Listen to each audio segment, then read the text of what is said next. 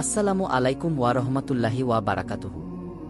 প্রিয় দর্শক, আজকের ভিডিওটিতে আমরা জানব একজন সত্যের অনুসারী, নির্ভীক দায়ী এবং ইসলামের একনিষ্ঠ প্রচারক আবু তোহা মুহাম্মদ আদনান সম্পর্কে, যিনি ইসলামের সঠিক বার্তা পৌঁছে দেওয়ার জন্য আপ্রাণ চেষ্টা করে যাচ্ছেন।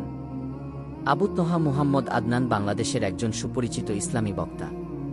তার জন্ম ও বেড়ে ওঠা উত্তরবঙ্গের একটি সাধারণ মুসলিম পরিবারে। ছাত্রজীবনে তিনি উচ্চতর শিক্ষা লাভ করেন এবং ইসলাম সম্পর্কে গভীর অধ্যয়ন করেন। তিনি সামাজিক যোগাযোগ মাধ্যম ও বিভিন্ন ওয়াজ মাহফিলে ইসলামের খাঁটি শিক্ষাগুলো তুলে ধরেন। বিশেষ করে কুরআন, হাদিস ও সাহাবীদের জীবন থেকে শিক্ষা নিয়ে তিনি মানুষকে ইসলামের পথে ডাকার কাজ করে যাচ্ছেন। তিনি নিয়মিতভাবে ইসলামিক আলোচনা, তরবিয়াতি প্রোগ্রাম এবং লাইভ প্রশ্নোত্তরের মাধ্যমে মানুষের দিন সম্পর্কে জ্ঞান অর্জনে সহায়তা করেন। আবু তোহার আলোচনার মূল বিষয়বস্তু হল তাওহীদ, রাসূল সাল্লাল্লাহুর সুন্নাহ এবং ইসলামে পরিপূর্ণ জীবন যাপন করা। তার বক্তব্যে সত্যতা, বিনয় এবং যুক্তির সংমিশ্রণ রয়েছে, যা মানুষকে সহজেই আকৃষ্ট করে। তিনি বিশেষভাবে তরুণদের ইসলামের পথে আসার জন্য আহ্বান জানান এবং আধুনিক যুগের চ্যালেঞ্জ মোকাবিলার জন্য ইসলামী দৃষ্টিভঙ্গি তুলে ধরেন। সত্যের পথে চলতে গেলে চ্যালেঞ্জ আসবেই। আবু তোহা আদনানও এর ব্যতিক্রম নন।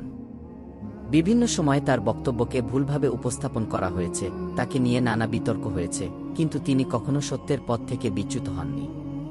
তিনি কখনোই নির্ভীকতার সাথে সত্য বলা থেকে পিছপা হননি, বরং প্রতিটি পরীক্ষায় ধৈর্য এবং সাহসিকতার পরিচয় দিয়েছেন। আবু তোহা আদনান কুরআন ও হাদিস অধ্যয়নের পাশাপাশি কিছু গুরুত্বপূর্ণ বই পড়ার পরামর্শ দেন, যেমন আর রাহিকুল মাকতুম, শামায়েল, কুরআন পড়ুন, প্রোডাক্টিভ মুসলিম, কিতাবুত তাওহীদ। তিনি বলেন, এই বইগুলো আমাদের ঈমান মজবুত করতে এবং দ্বীনের জ্ঞান অর্জনে গুরুত্বপূর্ণ ভূমিকা রাখে।